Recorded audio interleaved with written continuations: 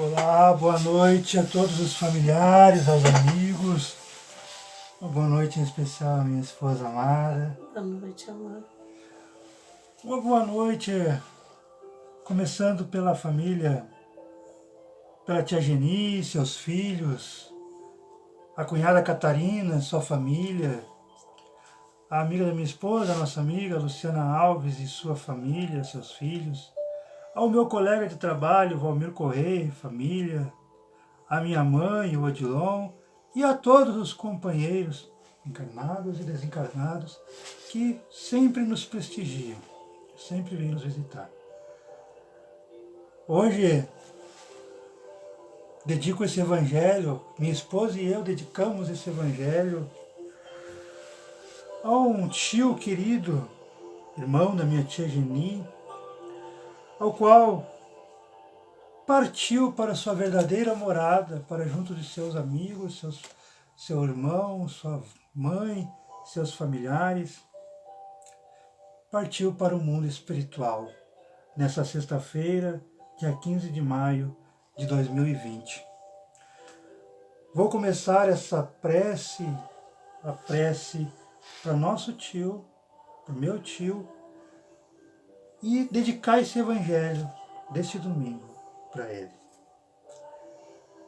Tio Isaías, tu fostes reentrar ao mundo dos espíritos. Tu entrastes no mundo dos espíritos nesta sexta-feira. E entrando aí, estás aqui presente, entre nós, seus familiares. Tu está nos vendo, tu está nos ouvindo, tio. Porque não há de menos entre nós, não há diferença entre nós, vivos, encarnados, e você, senão apenas o corpo perecível que tu veio nessa sexta-feira deixar e que logo será reduzido a pó. Tio Isaías, tu deixou o grosseiro envoltório que está sujeito às vicissitudes e à morte. E não haveis conservado senão um envoltório etéreo. O que hoje tu vês, tio, tu sente, tu toca em ti, não é teu corpo, é o chamado espírito, que é imperecível e inacessível aos sofrimentos. Se, tio, tu não vives mais pelo corpo, que nem nós, na Terra, tio, tu vives da vida dos espíritos. E essa vida é isenta das misérias que afligem a nós que aqui ficamos, a humanidade. Tio, tu não tem mais o véu que oculta aos nossos olhos os esplendores, a beleza da vida futura, a vida que tu estás agora. Tio, tu podes desde hoje em diante contemplar novas maravilhas, ao passo que nós, que aqui ficamos, estamos ainda mergulhados nas trevas. Vá, tio, vai, percorre o espaço e visitar os mundos em inteira liberdade, ao passo que nós que aqui ficamos pesadamente sobre a terra, onde a terra nos retém o nosso corpo material, semelhante para nós a um pesado fardo. O horizonte do infinito vai se desenrolar diante de ti, tio, e em presença de tanta grandeza, tu compreenderás a vaidade dos nossos desejos terrestres, das nossas ambições mundanas e das alegrias fúteis das quais os homens que aqui ficaram fazem suas delícias. Tio, a morte não é entre os homens senão uma separação material de alguns instantes, 10, 20, 30, 50, 80, 100 anos, mas nós vamos todos nos encontrar. Do lugar de exílio, onde nos retém ainda a vontade de Deus, assim como os deveres que temos a cumprir neste mundo. Nós te seguiremos pelo pensamento até o momento em que nós, seus familiares, nos será permitido nos reunirmos a ti. Como tu estás reunido com aqueles que te precederam, tenho certeza que tu vai encontrar, se já não encontrou no hospital, a avó Jaci, o pai, meu pai Enemias Feliz da Silva, e tantos outros parentes que, como eu me criei distante, não conheci. Mas tenho certeza que tu já está em contato com eles, pois tu era um homem bom, tu é um homem bom. Porque o que ficou, o que foi, o que está enterrado é o corpo. Tu vives. Tua alma, tua essência, teu caráter, tu estás aí. Se não podemos ir perto de ti, tu podes vir perto de nós, seus filhos, seus netos, sua esposa. Pois entre aqueles que te amam e que haveis te amado, sustentai-os nas provas da vida, vele sobre aqueles que te são caros, protege-os segundo a sua possibilidade e abrandai os pesares dos seus familiares, seus filhos, da sua esposa, das suas irmãs, dos seus irmãos, pelo pensamento de que tu estás mais feliz agora, tu não tem dores, tu não sofre. E a consoladora certeza de estarem um dia todos seus parentes, todos nós, reunidos a ti em um mundo melhor. No mundo em que tu se encontra agora, tio, todos os ressentimentos terrestres devem se extinguir, se acabar, não existir mais. Deixe para aqui na terra. Curta a vida agora, sua vida nova, para sua felicidade futura. De hoje em diante, tio, que tu possas a eles ser inacessível. Perdoe, pois, aqueles que procederam mal para contigo, como você perdoa os que podem ter procedido mal para com eles. Com esta prece,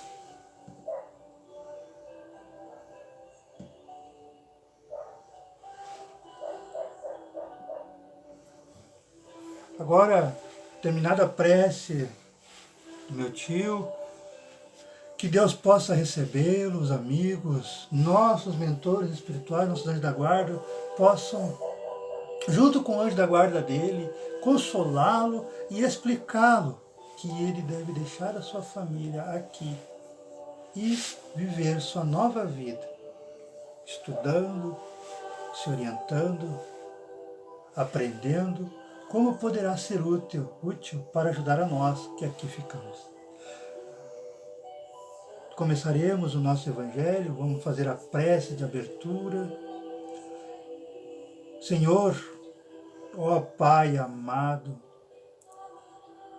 que nos ama a todos nós, filhos e filhas desse Brasil e do mundo. Senhor, te agradecemos pela oportunidade de estarmos reunidos todos novamente. Te agradecemos, Pai, por ter nos livrado esta semana que se passou, não deixando essa pandemia, esse Covid-19, esse coronavírus, essa virose, entrar em nossas casas. Te agradecemos, Pai, por estarmos saudáveis, por termos nosso trabalho, por termos o nosso sustento, por termos o nosso alimento. Pai, envia a nossa casa, a casa de quem nos escuta, de quem nos assiste, de quem nos vê, anjos, espíritos de luz, amigos, amigas, enfermeiros do bem, para nos amparar, nos proteger, nos inspirar, enquanto o nosso corpo entra em repouso logo mais, para amanhã começarmos a nossa jornada terrena, terrestre, de trabalho, de afazeres.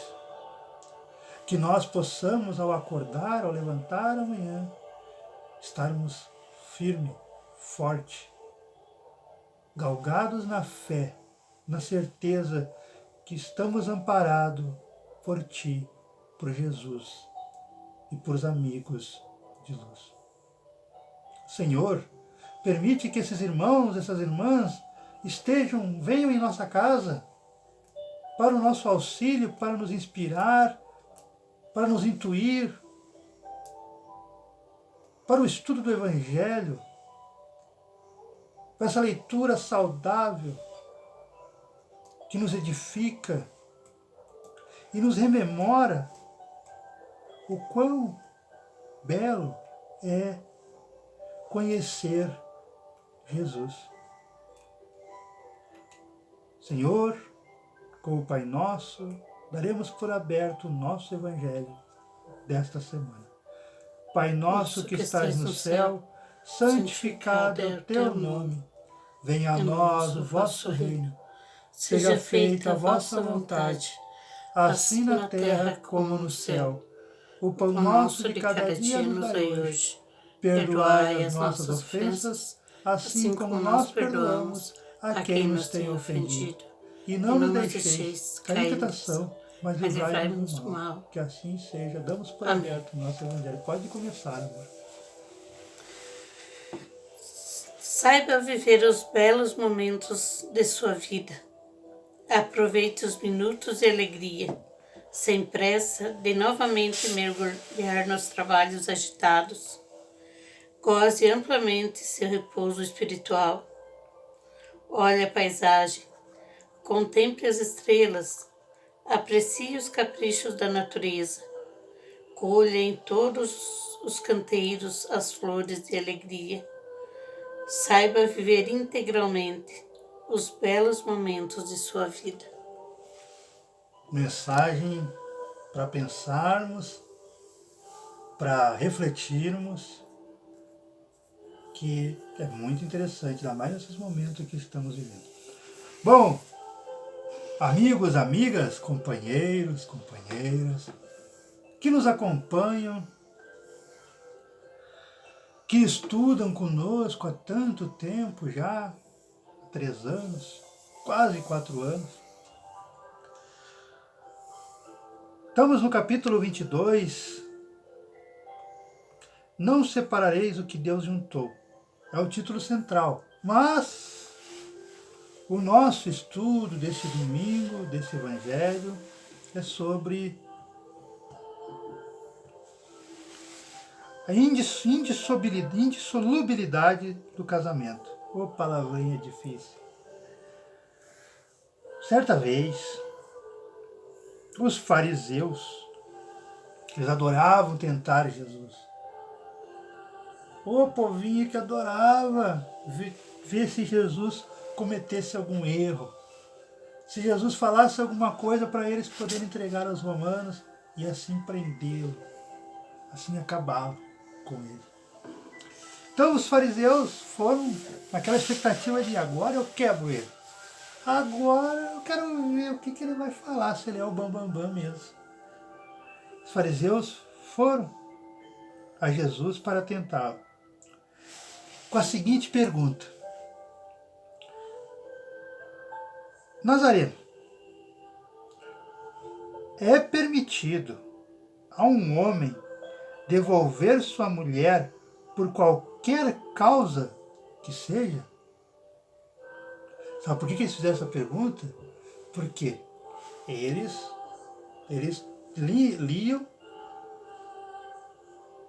o Pentateuco mosaico, os livros de Moisés. E Moisés deixou autorizado que por algum motivo o homem poderia devolver a sua esposa, levar de volta ao seu familiar, ao pai dela, à mãe dela, aos irmãos dela. Então, eles fizeram essa pergunta para Jesus para tentar mostrar para o povo que Jesus não lia Moisés, que ele era contra Moisés, que ele estava querendo acabar com a religião. Só que Jesus deixou bem claro. Jesus já tinha dito: eu não vim destruir a lei, eu não vim para ser contra Moisés, contra os profetas, contra os que vieram antes dele. Eu vim para ensinar o amor. Moisés já tinha ensinado que Deus era um único só, que Deus existia. Já tinha mostrado os 10 mandamentos, os famosos 10 mandamentos. Sabe, o povo tinha uma direção, só que o povo escolheu fazer errado. Não lê Pentateuco Mosaico, as 5 obras de Moisés, a Bíblia do Velho Testamento. Então, eles tentaram dizer: não, Jesus não lê. Jesus é contra Moisés. Se Jesus é contra Moisés, ele é contra a nossa religião. Jesus não é religioso. Na cabeça dos fariseus. Vamos tentá-lo. Então perguntaram: é permitido a um homem devolver sua mulher por qualquer causa que seja? Aí Jesus responde. Jesus dizendo: tu não leu que aquele que criou o homem desde o princípio, ou seja, quem criou o homem? Deus. Que Deus que criou o homem desde o princípio, os criou macho e fêmea, e que após ter criado macho e fêmea, Deus disse: por essa razão, o homem deixará seu pai e sua mãe, e se ligará à sua mulher, e não farão mais os dois, senão uma só carne? Jesus fez essa pergunta. Jesus devolveu com a pergunta aos fariseus. Jesus sabia que ele estava tentando humilhá-lo, tentando dizer que ele não conhecia, mas ele mostrou que ele conhecia sim toda a história de Moisés, todo o Velho Testamento. Assim, e Jesus continua, assim, este casal, eles não serão mais dois, mas sim uma só carne. Que o homem, pois, não separe o que Deus juntou. Por que Jesus disse que em vez de ser dois, se tornará uma só carne? É que no momento, primeiro temos que pensar assim: quando nós casamos, o que se espera de nós, daquele jovem, daquela jovem que casa, constitui matrimônio? Que tenha uma casa, que saia de perto, saia de dentro da casa da mãe, do pai, e constitui a sua própria vida, a sua própria família. Uma nova casa. Cuidar da sua esposa, cuidar do seu marido. Auxiliar ou a mulher ou o marido para o crescimento material e espiritual. Porque quando Jesus diz que se torne uma única só carne e que o homem não separe o que Deus juntou, é que se aquela união for unida, for nos preceitos do amor, mas não do amor carnal. O amor carnal, que muitas vezes acontece, é só pelo sexo. E aí, se é só pelo sexo, só pela vaidade, ela é bonita, ela é bonita. Se for só por isso, daqui 20, 30, 40 anos, vai separar. Porque ninguém fica jovem eternamente. Aquela beleza, aquele corpo escultural dele, dela, não vai ficar para sempre. Então, temos que nos unir. O certo, Jesus está dizendo que o certo é nos unirmos por amor. Porque teremos que nos tornar uma só carne. quando diz que tornamos uma carne, só uma carne é pensarmos juntos, agirmos juntos, resolvermos os problemas do cotidiano, da família, juntos. É sermos companheiros, companheiras. É isso que Jesus está orientando e que Deus nos quer.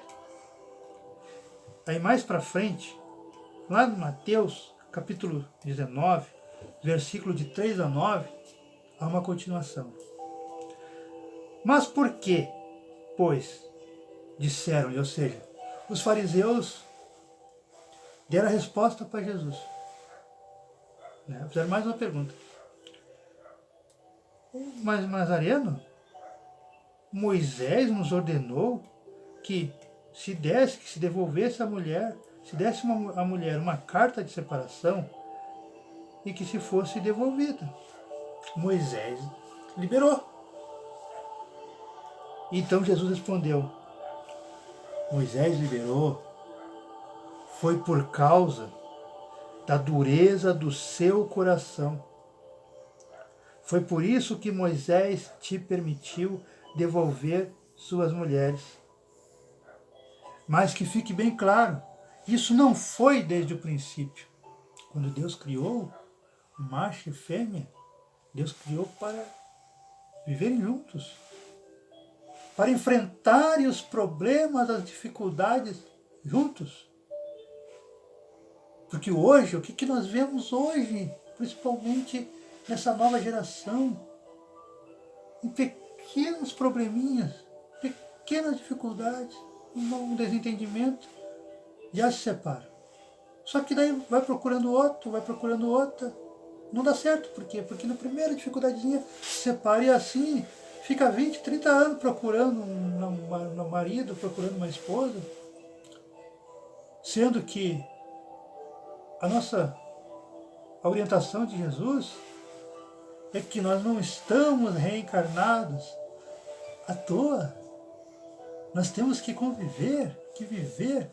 Por quê? Por que Deus permitiu a união entre dois seres diferentes, o homem e a mulher? É para um aprender com o que falta no outro. A mulher geralmente é mais amorosa, mais carinhosa, dedica o amor aos filhos, à casa, ao marido. O marido é mais austero, geralmente, em todos. Só fez o trabalho, prover, trazer o alimento, Mas temos que unir as forças. Temos que cuidar um dos outros. É essa a orientação de Jesus.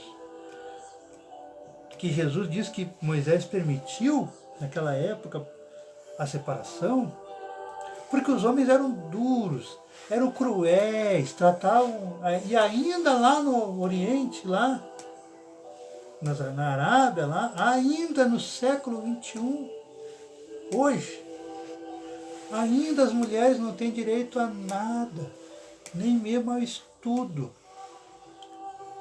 Não podem dirigir, não podem ter vida própria, não podem nem escolher a quem vão amar.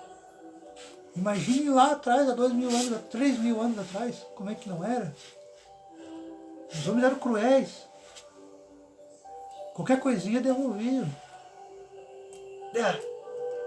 Tá velho, vou levar o pai dela e vou pegar uma novinha. Era assim. E Jesus então queria acabar com isso.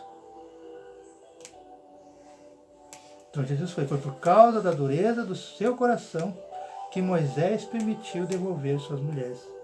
Mas isso não foi desde o princípio. Também te declaro, Jesus diz, também te declaro que todo aquele ou aquela que devolve sua mulher ou seu marido, se não for em caso de adultério, Jesus dá entre parênteses aqui, né? Se não for em caso de adultério, e hoje nós também dissemos, se não for em caso de adultério, é violência doméstica, porque ninguém merece sofrer, ter o corpo violado através de flagelações, mutilações. que a gente acompanha tantas e tantas mulheres, basta conversar um pouquinho com sua colega de trabalho,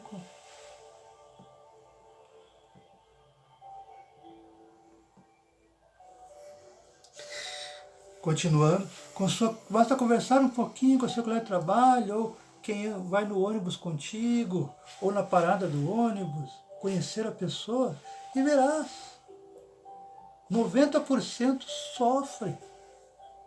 E aí alguns irmãos de outras doutrinas, como levam o Evangelho ao pé da letra, se esquecendo que nós não estamos morando, não estamos vivendo em 2000 antes de Cristo. Que as coisas mudaram, que o mundo evoluiu, que as leis humanas, as leis dos homens também evoluiu. E que aquela irmã que hoje sofre, que hoje padece com aquele marido alcoólatra, entregue à drogadição, ao caminho do erro, que não quer ajuda, que não quer mudar, acaba agredindo, acaba batendo, acaba roubando. Essa irmã não tem obrigação de ficar 50, 60, a encarnação, a vida inteira com esse homem, com esse karma, com esse sofrimento. Jesus deixa livre que a pessoa pode separar. É só em caso de adultério. Por que Jesus diz em caso de adultério? Porque o adultério é uma escolha nossa. É uma escolha se eu vou trair ou não minha mulher, meu marido. É uma escolha. Ninguém vai chegar me obrigando. As mulheres sofrem estupro, isso aí é. Mas os homens não sofrem estupro. Ninguém vai chegar botando revólver na cara, na cabeça e fica comigo, não sei o quê. Ninguém. Eu não vi ainda. Então é uma escolha. Então por isso que Jesus condena o adultério. Jesus deixa bem claro aqui, ó. Se não for em caso de adultério, tem que separar. Tem que separar se for em caso de adultério. E Jesus ainda deixa uma outra coisa. E se casa com outra, comete adultério também. Tipo, eu traio a minha esposa, daí ela descobre, me separo dela e vou e caso com outra. Estou cometendo adultério. Por quê? Porque não foi por um acaso. Não foi por uma escolha ao acaso, ao vento, que eu conheci a minha mulher, que você conheceu a sua mulher, o seu marido, seu namorado, sua namorada, seu noivo. Há toda uma programação, há um porquê, há um aprendizado a se tomar, a se ter. E aí, se tu foge, se tu abandona, tu está deixando dívida para trás. Não com a esposa, não com o marido. Deixando dívida com o homem, com Deus, com Jesus. E depois vai ter que prestar contas. Então, Jesus deixa. Se não for adultério, se não for violência, lute. Lute pelo seu casamento. Procure conversar, procure ver o que está acontecendo. O que podemos, ou eu, ou você, mudar, procurar agir diferente. Porque Jesus orienta que devemos lutar. Lutar para ter harmonia e ter paz em nosso ambiente familiar. E aí Jesus termina, comete adultério. E que aquele que casa com outro, que o outro devolveu, você que separou, comete também adultério. Viu como uma coisa é séria, é mais séria que a gente pensa? Daí, meus irmãos, então, a primeira dica que devemos gravar é separar sem uma justificativa plausível. Não devemos. Temos que analisar bem. Com essa orientação, Jesus nos diz que o casamento foi criado para nos ajudar a evoluirmos, a aprendermos a viver em sociedade, a amarmos nossos filhos. Por isso, É muito comum nós encontrarmos na sociedade casais totalmente opostos uns aos outros. Ou a mulher é calma, e em contrapartida, o homem é agitado, ou vice-versa. Sempre vão ter opostos. Aqui na terceira e última, para terminar o nosso Evangelho, nós vamos ver que Deus criou a união dos sexos, a lei da lei divina material, comum a todos os seres vivos. Há uma outra lei divina imutável, como todas as leis de Deus, exclusivamente moral, e que é a lei de amor. O que Jesus, para terminar, meus irmãos, Jesus nos orienta que as leis humanas mudam segundo os tempos. Basta nós analisar. Pega o Google agora e veja se a lei sobre o casamento que rege o Brasil é a mesma lei em qualquer outra parte do mundo. Não vai achar. Igual não. Porque o que para nós é permitido, para muita gente, para outros países, é fora da lei. Então, as leis humanas mudam conforme a localidade, conforme o país, mudam com o tempo. Agora, as leis de Deus, ou alguns chamam leis da natureza, são imutáveis. Não muda. Daqui a 200, 300 anos, 500 anos, vamos voltar aqui e vamos ler a mesma lei. E Jesus está dizendo que é a lei do amor. O casal quer ser feliz? Quer conviver em harmonia? Paute o seu casamento, paute a sua vida, o seu proceder no local de trabalho, em sociedade, usando, seguindo a lei de amor. E a lei de amor é